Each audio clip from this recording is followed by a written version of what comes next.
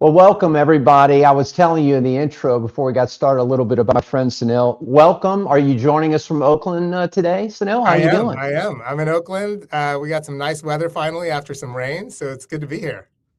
Well, listen, I know you're fighting a little bit of a cold. I'm getting one myself, so we'll be hydrating during this thing. So if you hear me sneeze, don't get too upset. And before we get started with our conversation today, which I'm really looking forward to, I want to let the listeners know on Monday the 16th at 3:30 in San Diego at the HFA, I'm going to be moderating a panel, and Sunil's company, of course, which has both Perkville and Middle, are underwriting that with another sponsor. And it's titled Gamification That Pays Inside the Referral and Loyalty Tactics Fueling Growth.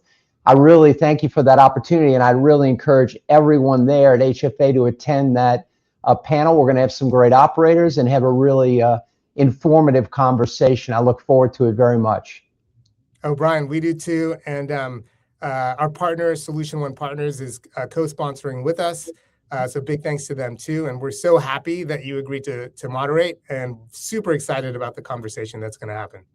It's going to have some great people on the panel with us. So please, 3:30 Monday, I hope to see you all there. We'll have some links in the show notes for everybody to get any details.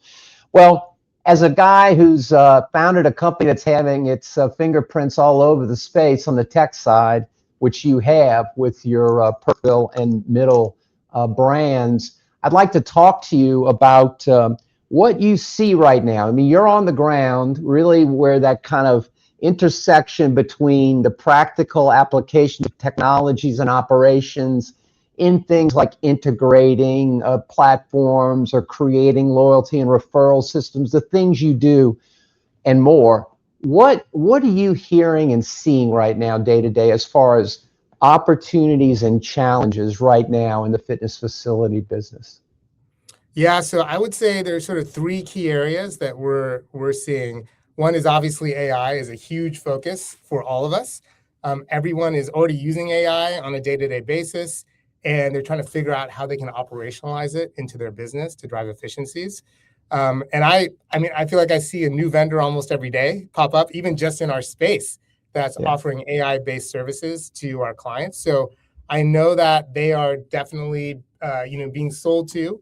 And I think there's a lot of opportunity for efficiencies from those companies. We're using AI at our company, and obviously we're a software company, so we're using it on the coding side, and that's really exciting because it just enables us to drive more and more value faster for our customers. We're also using it on the support side, which enables us to provide better, faster support to our customers as well. And I think that's something that a lot of gyms obviously can take advantage of, using AI for support. And then on the marketing side too, there's huge efficiencies that can be driven. So I think AI is one huge opportunity that's there. One challenge might be just figuring out from all the options, which is the best one for them. And then the other one I would say is on the integration side. I think that, we talked about there's a lot of obviously verticalized players in our space that kind of provide an all-in-one solution for customers. But what we're increasingly seeing is horizontal players, maybe like a HubSpot, for example, come into the space, and more of our customers looking at those options. And that's where I think integrations is key. The integration has to be solid, because if those platforms don't have good data, they're not going to give you good results. So being able to make sure it's not stale, it's kept up to date, it's accurate, all of that is really, really important. So, I think integrations are going to continue to be a key focus and a key part of the puzzle for our customers. And then finally, we're seeing renewed focus on sort of two things: referrals and gamification. That's what we do at Perkville. We're a referral and gamification platform. We want to help our customers drive cost-effective leads through referrals, and then also hold on to them once they become customers through the loyalty and gamification piece. And in terms of challenges and opportunities, that's a big opportunity because there's more focus on that now. There's also, we're sort of in a co-opetition with a lot of our partners. Some of our partners are kind of dipping their toe, like, should we do some of this ourselves? And that's fine. That's great. We want to give more options to customers. They can kind of decide what's going to work best for them. We feel like obviously we're the best at this. We've been doing this for years. we're going even faster now because of AI. So, more and more enhancements are coming into the space through our platform.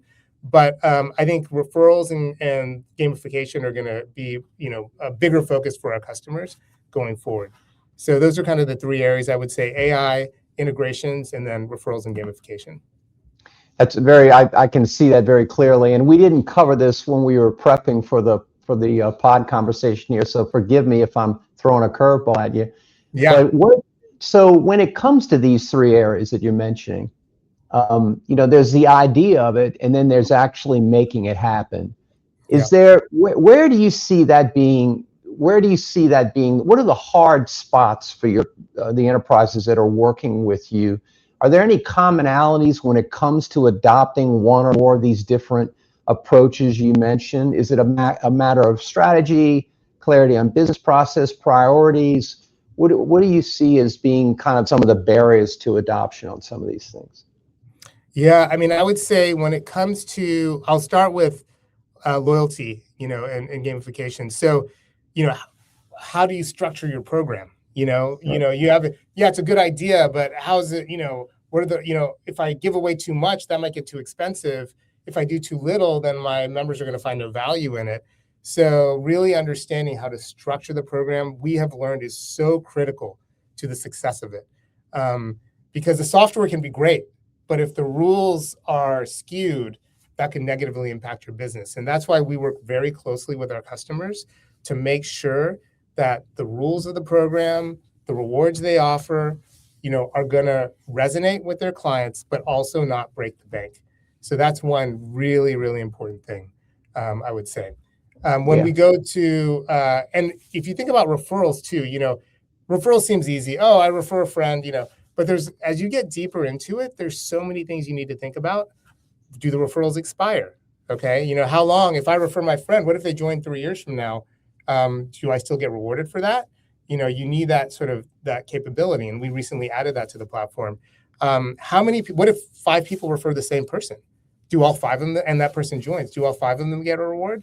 Not necessarily, so we've added the ability to limit that as well. So you get deeper and deeper. You need to make sure all these elements are there in your program, to make sure it's successful and doesn't get too expensive, right? So that's another one I would say. When we look at integrations, I mean, there is so much to think about, and really, I think it's so important to go with somebody that is deeply experienced, because if the data gets corrupted or you have problems, it can really wreak havoc in your business. And so we've learned it the hard way. We've been doing this now. And part of the reason we built Middle, by the way, is because, Perkville relies on deep integrations with 70 plus platforms today. So, we have really become experts in this space. And we thought, hey, this integration expertise can be leveraged for other things to benefit companies. And so, we've, again, learned the hard way. We built a lot of safeguards into the software to make sure that these integrations can run smoothly, reliably, but also that they're very flexible. It's fascinating that, a gym is not a gym. All these gyms do things in slightly different ways. So you need to have that flexibility built into the platform to accommodate the different rules and practices they each have. And so, sorry, that cold is coming back. But yeah, so I think, those are some of the things that we've learned as we've been in the industry. I think that really speaks to, in my own experience running companies and doing what I've done, there is a big gap between the theoretical and the real profound knowledge and business practice aspect of actually implementing it. I know right now a number of organizations have gone with agentic around a certain customer service processes, which is great. But those can go off the rail quickly if you don't have people that understand the practical application of these things, right? Oh, very quickly, very quickly. We have taken a little bit more of a conservative approach at Perkville for our own customers, and we're kind of B2B2C. So we primarily support our business customers, but sometimes their customers, because they have an account, will also contact us. And so that's a lot of users across all our clients. You can imagine every member across all the gyms we support. So, we've had to really think about how we can cost effectively provide that support. We still have not made automated replies because we're a little worried about what might happen in terms of pure agentic replies. Instead, what we do is we use AI to look at the ticket, categorize the ticket, and based on certain categories, then we actually have built automations into our support software to reply.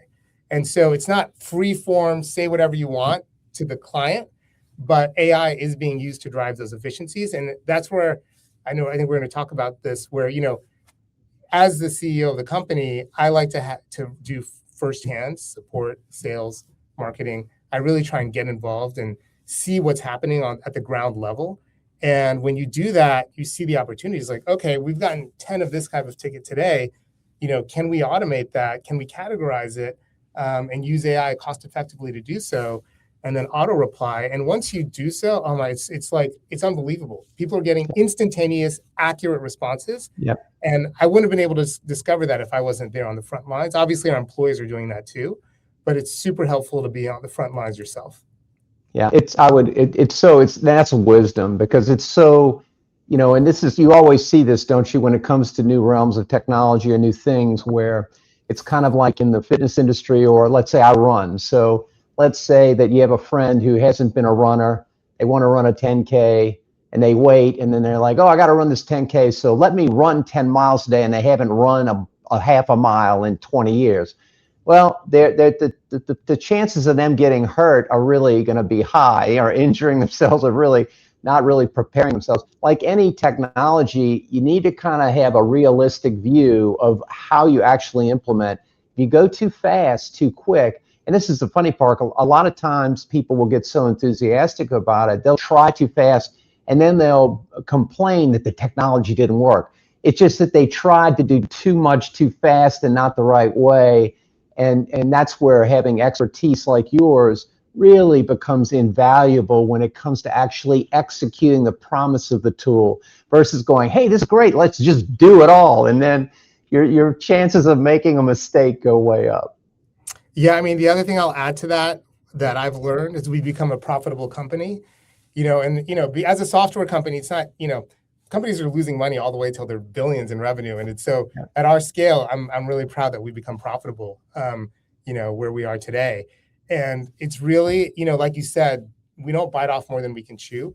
It's almost like incremental. You're saying, okay, every day we're going to get 2% better. And if you keep doing that, you keep leveraging that technology to become more efficient every single day, that's how you get there and how you build a really solid, sustainable business, in my opinion.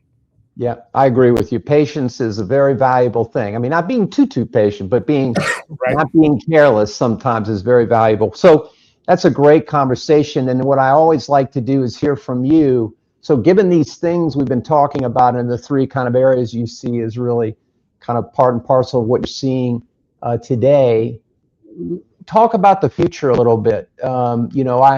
When we were on the pre-call here, I mentioned that, and Pete Moore and I had a call recently, and I've written about this. We've seen a huge influx of capital formation in the industry space, a lot of very high levels of growth, and a lot of M&A and consolidation going on in units in the fitness facility industry globally. And that supply of capital, at some time, we're going to get to a point where it's not going to be as readily available. And people are going to have to sit back and go, okay, now we need to realize what an ROI.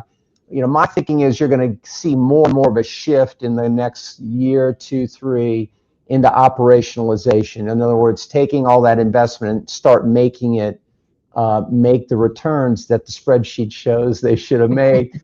And that's where the rubber starts, hitting the road. I mean, that's some of my thesis.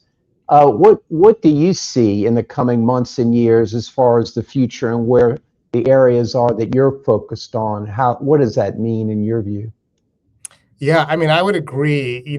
I feel like I'm coming from the tech side, obviously, and there's been massive investments in AI over the last few years, especially from the big companies like the Googles and the Facebook, and all the data centers that are being created. And I think that capital has kind of trickled down to the rest of the economy, either by companies adopting AI and high expectations from what that adoption is going to produce, or even in the real estate realm where, all these data centers are being bought and they're propping up prices across the whole real estate industry. So I think you're right. I mean, that gravy train is probably not going to be around forever. And, as people then start to see, expect to see the returns, we're going to have to operationalize all this capability that's been invested in and start driving some real profits. And so I don't know, at Perkville, I'm really happy that, we're focused on profitability, growing revenue and profits without additional capital in the business. And I think, that's probably a good strategy to take in all businesses right now, because I do agree with you. I don't think you're going to be able to rely on that, additional funding coming in the next 2-3 years. Yeah. And so you had mentioned before, and I agree with you on this, the need to really focus on the details of what is actually happening in the businesses so that you have context around what you should be prioritizing, as you were mentioning earlier, and what you maybe shouldn't, right? Because it's great to see, the AI tool or the loyalty tool and gamification, and then how do you actually have that practically impact your business day to day in a way that's going to enhance your customer experience, really lead to higher revenues and lower cost and greater satisfaction. I think that's going to be the real thing that separates the success stories from the ones that have a little more challenge in making that happen. I agree. And I think, looking at the software you have and how can you make the most of it. So we recently at Perkville, for example, migrated our CRM, our support system, and our marketing platform to HubSpot. Okay. And it actually lowered the costs compared to what we were using before.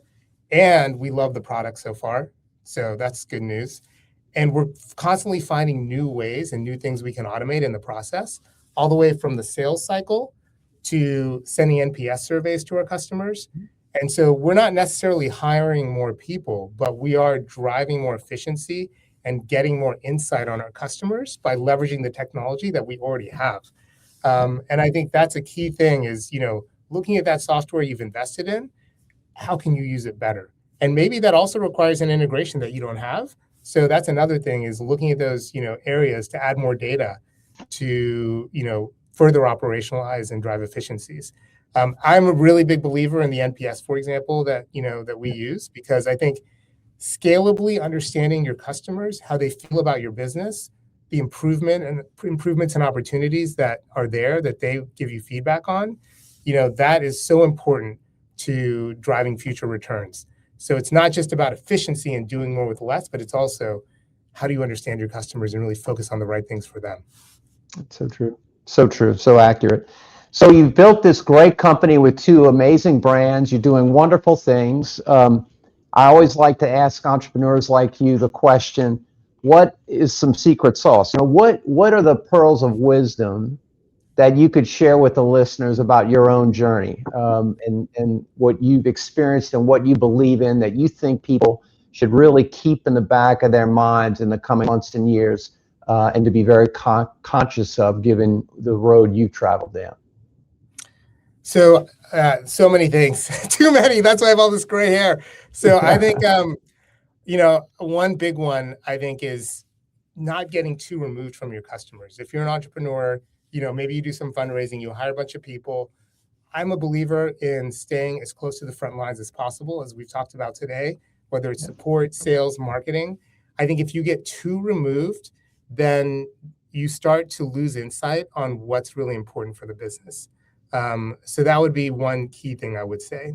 The other one I would say is always make sure, never run out of money. That is so critical. That's how I think most, especially tech companies, go out of business, is they don't think about their cash flow, their runway, closely enough, and then they're caught by surprise when suddenly they can't make payroll. That's luckily never happened to us.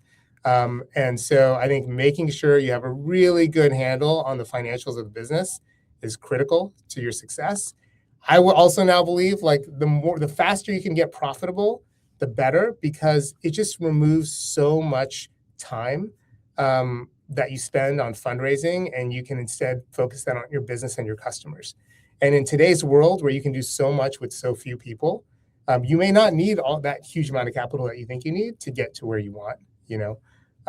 So I would say those are a couple things that I think are really key. And then finally, the more you can really get to know your customers, the better. So doing things like NPS surveys, being involved in the customer success part of the business, where you're not just selling to new customers, you're not just doing support, but you're also in those conversations about your product, about how they implement your product. That really gives you, I think, deep insight on what your customers need and want, so that you focus on the right things for the future development of the company. I think that's a lot of wisdom, my friend. Everybody, don't forget, if you're out in San Diego in a couple of weeks at the HFA event, Monday at 3:30, we're going to be there and doing a great event called Gamification That Pays, Inside Referral and Loyalty Tactics Fueling Growth. And we're going to have some great panelists on there. I'll be moderating. Sunil, always wonderful to see you. I look forward to seeing you at the show, and keep doing the great things you're doing. Thank you so much for having me, Bryan. Always a pleasure. Always a pleasure.